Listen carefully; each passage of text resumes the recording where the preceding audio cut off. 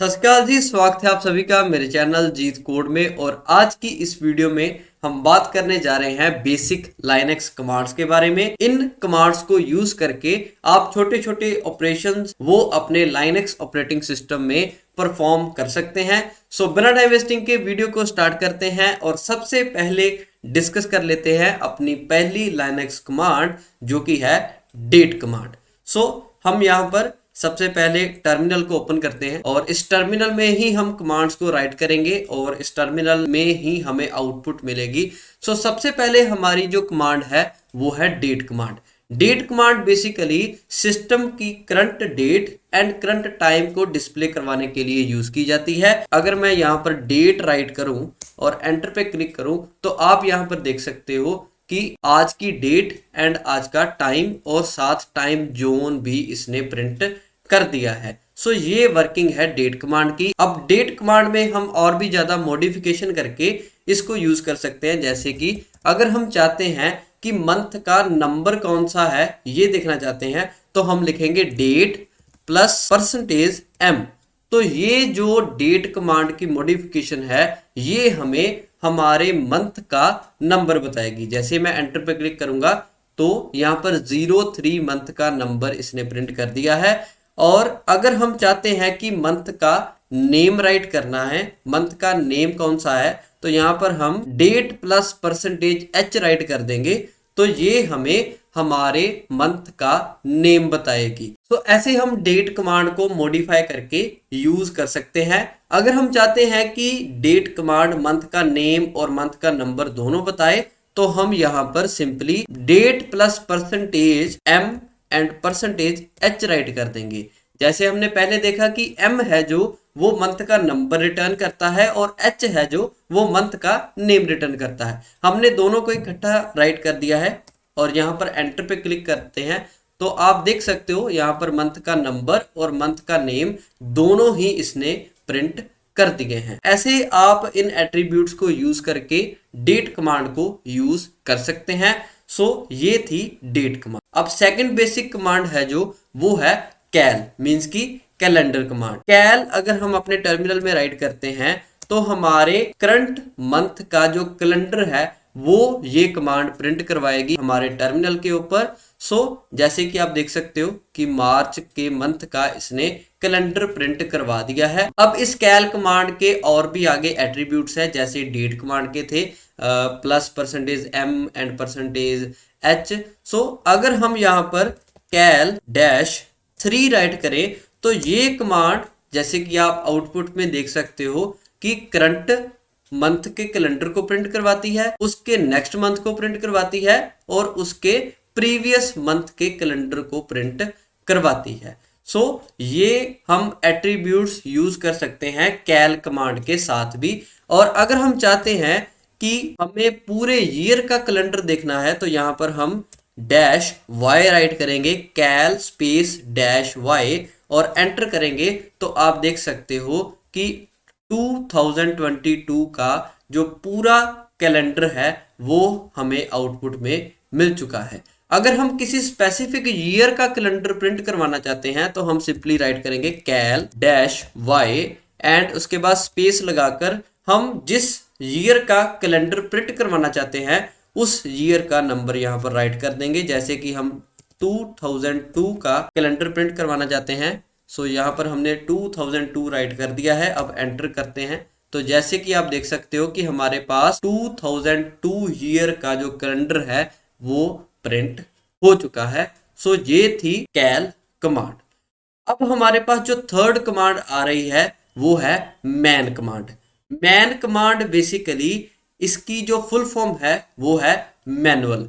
Man command manual read करने के लिए यूज की जाती है। जैसे कि हमने किसी कमांड के बारे में पढ़ा और हमें पता नहीं है कि ये कमांड काम क्या करती है। सो उसके काम को देखने के लिए हम मैन कमांड को यूज करेंगे। बेसिकली हम सिंपली राइट करेंगे मैन और स्पेस लगाकर उसके बाद हम जो भी कमांड के बारे में पढ़ना चाहते हैं उस कमांड का नेम राइट कर देंगे। जैसे कि हम डेट कमांड के बारे में पढ़ना चाहते हैं सो मैंने यहां पर लिखा मैन स्पेस डेट। सो अगर यहाँ पर मैं एंटर क्लिक करूंगा तो आप यहाँ पर देख सकते हो कि हमारे पास डेट कमांड का एक पूरा मैनुअल प्रिंट हो चुका है। इसमें डेट कमांड के एट्रीब्यूट्स के बारे में भी बताया होगा इन्होंने, और डेट कमांड काम क्या करती है, ये क्यों यूज की जाती है, इस पूरी चीज के बारे में हमें यहाँ पर जानकारी मिल जाएगी। और अगर हम इस पेज से बाहर जाना चाहते हैं तो यहाँ पर आप देख सकते हो राइट किया गया है प्रेस H फॉर हेल्प और Q फॉर क्विट। सो जैसे ही यहाँ पर मैं Q टाइप करूंगा तो ये जो मैनुअल है इससे हम बाहर चले जाएंगे और अपने टर्मिनल की स्क्रीन के ऊपर आ जाएंगे। सो ये है वर्किंग मैन कमांड की। इसके बाद कमांड है हमारे पास क्लियर। क्लियर बेसिकली बहुत ही सिंपल काम करती है, ये हमारे टर्मिनल की स्क्रीन को क्लियर कर देती है। जैसे ही मैंने यहाँ पर क्लियर राइट किया और एंटर पे क्लिक करूंगा तो आप देख सकते हो हमने जो पहले काम किया वो सारा क्लियर हो चुका है। हमारी टर्मिनल की जो स्क्रीन है वो फिर से फ्रेश मीन्स की क्लियर हो चुकी है। हमारी जो प्रीवियस आउटपुट है वो सारी क्लियर हो चुकी है। तो इसके बाद जो फिफ्थ कमांड है हमारी वो आ रही है हिस्ट्री। हिस्ट्री कमांड हम तब यूज करते हैं जब हमने देखना हो कि हमने कौन कौन सी कमांड्स पहले यूज की हैं। बेसिकली हिस्ट्री देखने के लिए हिस्ट्री कमांड को यूज किया जाता है। जैसे ही मैं यहाँ पर हिस्ट्री राइट करूंगा और एंटर पे क्लिक करूंगा तो आप यहाँ पर देख सकते हो कि 493 टोटल हिस्ट्री है और ये सारी कमांड्स हम यूज कर चुके हैं। सो ये हमें हिस्ट्री पता चल गई है कि हमने कौन कौन सी कमांड्स को यूज किया है। हिस्ट्री कमांड बेसिकली हिस्ट्री देखने के लिए यूज की जाती है। इसके बाद हिस्ट्री कमांड के एट्रीब्यूट्स भी आते हैं। उनमें से एक एट्रीब्यूट है हिस्ट्री को क्लियर करने के लिए। बेसिकली अगर हम हिस्ट्री को क्लियर करना चाहते हैं तो हम सिंपली राइट करेंगे हिस्ट्री डैश सी और एंटर पे क्लिक करेंगे तो हमारी जो हिस्ट्री है वो पूरी क्लियर हो जाएगी। अब अगर हम यहाँ पर हिस्ट्री राइट करेंगे तो आप देख सकते हो कि जो हमने पहली कमांड अभी हिस्ट्री यूज की है वो ही अभी हमारी हिस्ट्री की लिस्ट में पड़ी हुई है, और जो पहले हमने कमांड यूज की थी वो सभी क्लियर हो चुकी हैं। हमारी हिस्ट्री क्लियर हो चुकी है। सो हम यहाँ पर टर्मिनल की स्क्रीन को क्लियर कर लेते हैं। सो ये वर्किंग है हिस्ट्री कमांड और उसके एट्रीब्यूट्स की। अब आगे जो नेक्स्ट हमारे पास कमांड आ रही है वो है mkdir मीन्स की मेक डायरेक्टरी। अब डायरेक्टरी क्या होती है, अगर आप यहाँ पर फाइल मैनेजर में जाकर कोई भी फोल्डर क्रिएट करते हैं तो उस फोल्डर को हम डायरेक्टरी बोलते हैं। सो हम एक फोल्डर को सिंपली पॉइंटर को यूज करके यहाँ पर न्यू फोल्डर को यूज करके यहाँ पर फोल्डर का नेम राइट करके एक फोल्डर को क्रिएट कर सकते हैं। जैसे कि मैंने अभी अपने फाइल मैनेजर में एक नेम नाम का फोल्डर क्रिएट किया। लेकिन अगर हम ऐसे अपने माउस पॉइंटर को यूज करके एक फोल्डर नहीं क्रिएट करना चाहते तो हम अपने टर्मिनल में जाकर भी इस फोल्डर को क्रिएट कर सकते हैं। किस कमांड की हेल्प के साथ, mk डायरेक्टरी मीन्स की मेक डायरेक्ट कमांड के साथ। सो इसको यूज करने का जो वे है वो है mkdir मीन्स की मेक डायरेक्टरी और स्पेस के बाद हम यहाँ पर नेम राइट करेंगे कि हम अपने डायरेक्टरी को क्या नेम देना चाहते हैं, मीन्स कि हम फोल्डर को क्या नेम देना चाहते हैं। सो मैं यहाँ पर सिंपली नेम राइट कर दूंगा और जब भी मैं एंटर पे क्लिक करूंगा तो नेम नाम की हमारे फाइल मैनेजर में एक डायरेक्टरी क्रिएट हो जाएगी, मीन्स कि एक फोल्डर क्रिएट हो जाएगा। जैसे कि आप मेरे फाइल मैनेजर में यहाँ पर देख सकते हो कि नेम नाम का एक जो फोल्डर है वो यहाँ पर क्रिएट हो चुका है। ये काम है mk डायरेक्टरी कमांड का। अब mk डायरेक्टरी कमांड के बाद हमारे पास अब सेवंथ कमांड हमारे पास आ रही है ls। ls का मतलब है लिस्ट, और ये जो लिस्ट कमांड है ये जितनी भी डायरेक्टरीज मीन्स की फोल्डर्स हमारे सिस्टम में बने हुए हैं उन सिस्टम के फोल्डर्स को शो करवाती है। जैसे कि यहाँ पर मैं ls राइट करता हूं तो जैसे कि आप यहाँ पर आउटपुट पे देख सकते हो कि डेस्कटॉप डाउनलोड्स नेम जो कि हमने अभी mk डायरेक्टरी कमांड को यूज करके क्रिएट किया, और public templates, documents, music, picture, snap, videos, ये सभी डायरेक्टरीज हमारे सिस्टम में बनी हुई हैं, मीन्स की फोल्डर्स क्रिएट हुए हैं। सो ये ls कमांड फोल्डर्स को प्रिंट करवाने के लिए, फोल्डर्स की लिस्ट को प्रिंट करवाने के लिए यूज की जाती है। अब इस ls कमांड के भी आगे एट्रीब्यूट्स हैं, और उन एट्रीब्यूट्स में से सबसे पहला एट्रीब्यूट्स है ls-a। ये कमांड सभी फाइल्स को और डायरेक्टरीज को प्रिंट करवाता है।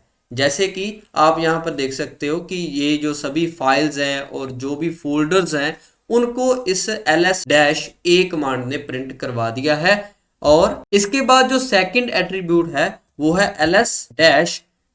तो ये जो कमांड है ls/l, ये additional information about the directory को प्रिंट करवाती है कि एडिशनल इंफॉर्मेशन कब इसको क्रिएट किया गया, किस टाइम के ऊपर क्रिएट किया गया, इन एडिशनल इंफॉर्मेशन को प्रिंट करवाती है ls-l। अब इसके बाद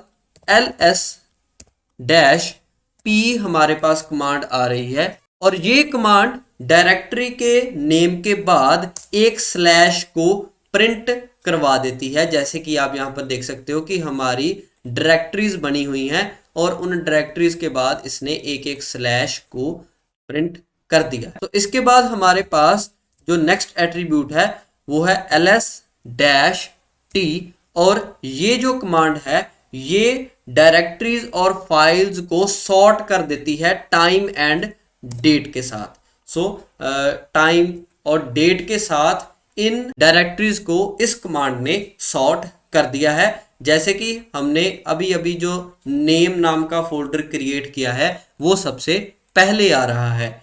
अब नेक्स्ट और लास्ट जो एट्रीब्यूट है ls का वो है ls/s, और ये जो एट्रीब्यूट है ये डायरेक्टरीज को सॉर्ट करता है उनके साइज के साथ, ठीक है। सो उनके साइज के अकॉर्डिंग इस ls-s कमांड ने उनको सॉर्ट कर दिया है। सो यहां पर हमारी ls कमांड और ls के एट्रीब्यूट्स कंप्लीट हो चुके हैं। इस कमांड के और भी ज्यादा एट्रीब्यूट्स होते हैं, आप मैन कमांड को यूज करके उन सभी को यूज कर सकते हो। तो ls कमांड के बाद हमारे पास 8th जो कमांड आ रही है वो है rmdir।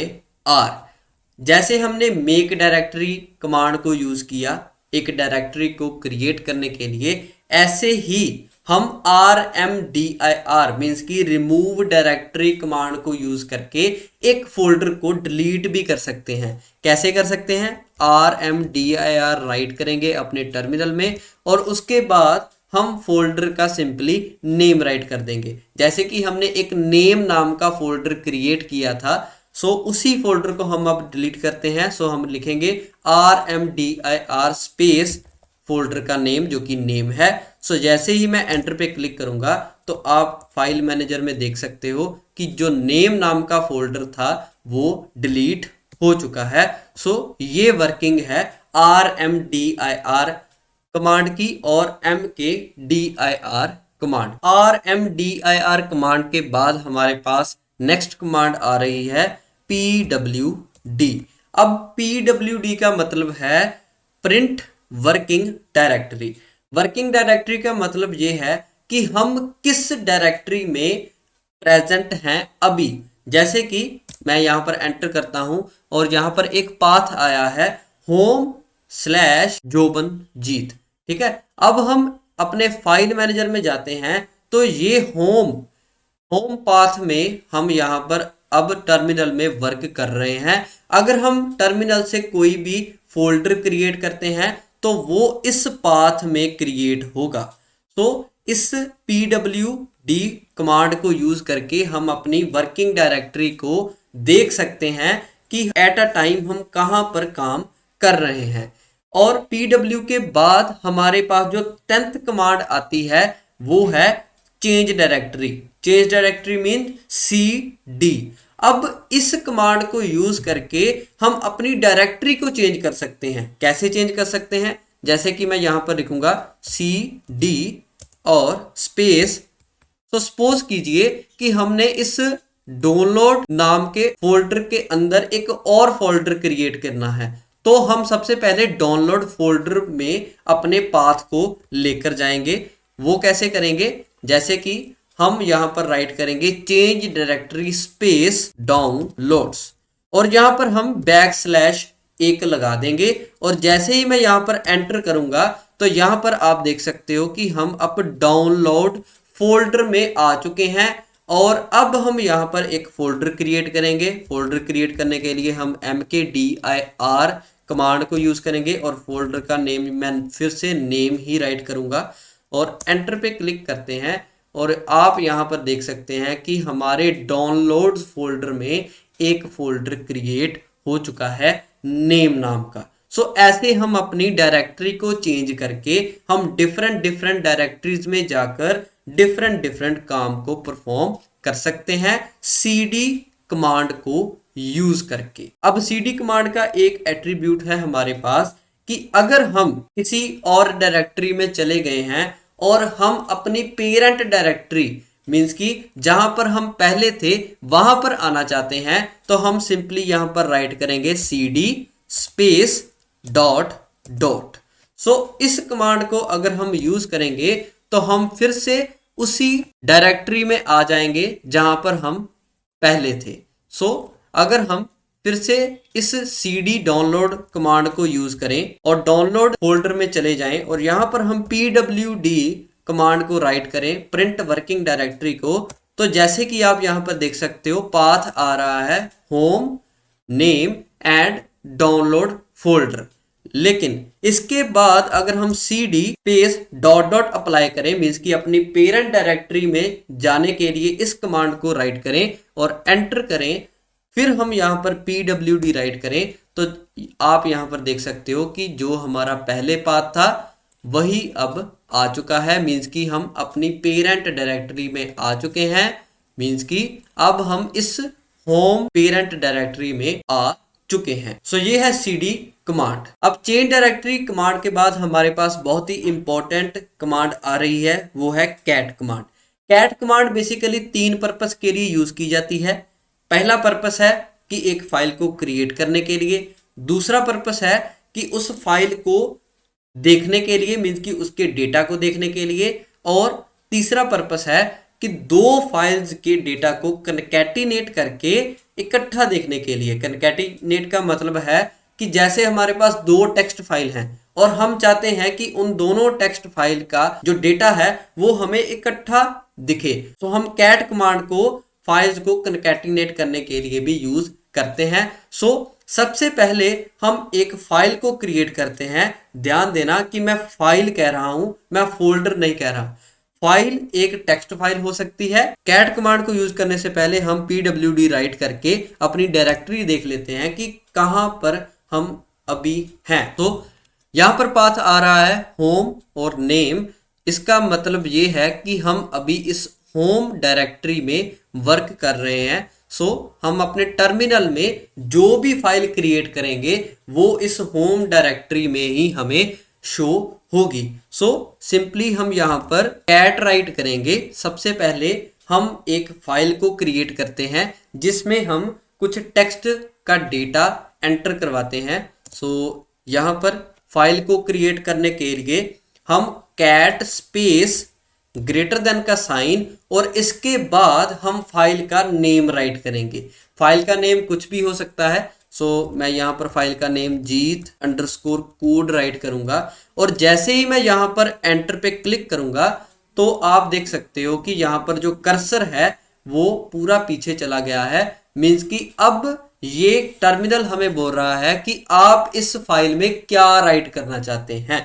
सो मैं सिंपली यहाँ पर राइट कर दूंगा सब्सक्राइब टू माय चैनल और अगर मैं यहाँ पर एंटर क्लिक करूंगा तो ये आगे आगे हमारा कर्सर मूव होता जाएगा।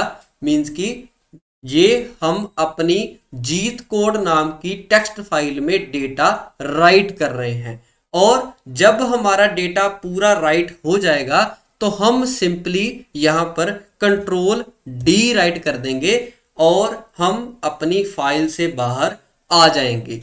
अगर हम यहाँ पर अपने फाइल मैनेजर में जाकर देखें तो यहाँ पर आप देख सकते हो कि एक जीत कोड नाम की टेक्स्ट फाइल क्रिएट हो चुकी है।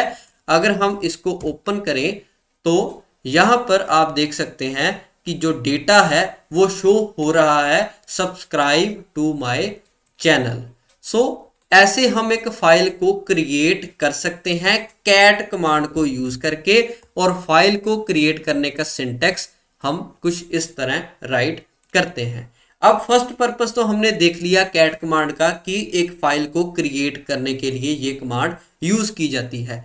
अब जो सेकंड पर्पस है वो है कि फाइल के डेटा को देखने के लिए भी हम कैट कमांड को यूज करते हैं। अब इसको कैसे यूज करते हैं, हम सिंपली यहां पर राइट करेंगे कैट, और इसके बाद हम सिंपली फाइल का नेम राइट कर देंगे कि किस फाइल के डेटा को हम देखना चाहते हैं। सो हम यहाँ पर जीत कोड फाइल को देखना चाहते हैं। तो सिंपली हमने फाइल का नेम राइट किया। अब एंटर पे क्लिक करते हैं तो यहाँ पर आप देख सकते हो कि इस फाइल में सिर्फ एक लाइन ही राइट की गई है, वो है सब्सक्राइब टू माय चैनल। सो ऐसे हम एक कैट कमांड को यूज करके एक फाइल के डेटा को देख सकते हैं। अब थर्ड पर्पस है इस कैट कमांड का टू कनकैटिनेट दी फाइल, मीन्स कि दो फाइल्स के डेटा को इकट्ठा देखने के लिए हम इस कैट कमांड को यूज करते हैं। सो दूसरी फाइल को यूज करने के से पहले हम एक दूसरी फाइल और क्रिएट कर लेते हैं। सो दूसरी फाइल का नेम हम यहाँ पर राइट कर देंगे ए, और इसमें हम राइट कर देंगे जीत कोड, और कंट्रोल डी से हम बाहर आ जाएंगे। और यहाँ पर आप देख सकते हो कि ए नाम की एक जो फाइल है टेक्स्ट फाइल वो भी बन चुकी है।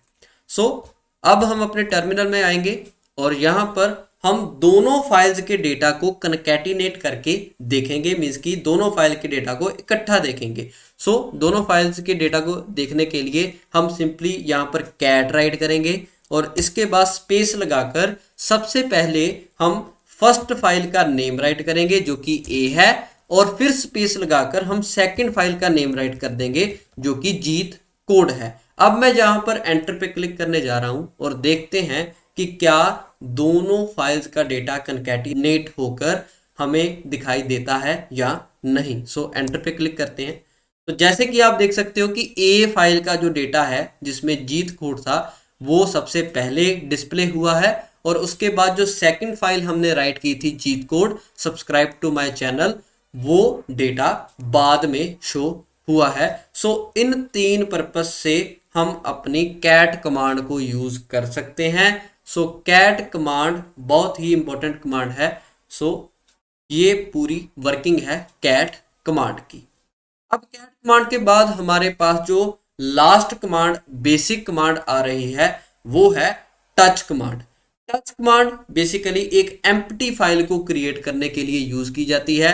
जैसे यहाँ पर हमने कैट कमांड को यूज करके एक जीत कोड नाम की फाइल बनाई और उसमें डेटा को एंटर करवाया, लेकिन अगर हम चाहते हैं कि एक text file empty text file बने तो हम सिंपली यहाँ पर राइट करेंगे टच और बी, आगे हम फाइल का नेम कुछ भी राइट कर सकते हैं। सो यहाँ पर हम टच स्पेस फाइल नेम अगर राइट करेंगे, सो एंटर पे क्लिक करते हैं तो यहाँ पर आप देख सकते हो कि एक बी नाम की एम्प्टी फाइल, इस फाइल में कोई भी डेटा नहीं है, ये फुली एम्प्टी फाइल है। तो एक एम्प्टी फाइल इस टच कमांड को यूज करके हमने क्रिएट कर ली है। सो ये थी कुछ लाइनक्स की कमांड। अगर आपको इन कमांड्स के बारे में पता चला हो और कुछ नया सीखने को मिला हो और ये वीडियो अच्छी लगी हो तो इस वीडियो को लाइक जरूर कर देना, और अगर कोई क्वेश्चन या सजेशन हो तो नीचे कमेंट बॉक्स में जरूर बताना, और इस वीडियो को शेयर भी जरूर कर देना। और इस तरह की और वीडियोस देखने के लिए आप मेरे चैनल जीत कोड को सब्सक्राइब जरूर कर देना, और हम मिलते हैं नेक्स्ट वीडियो में। तब तक के लिए सत श्री अकाल जी।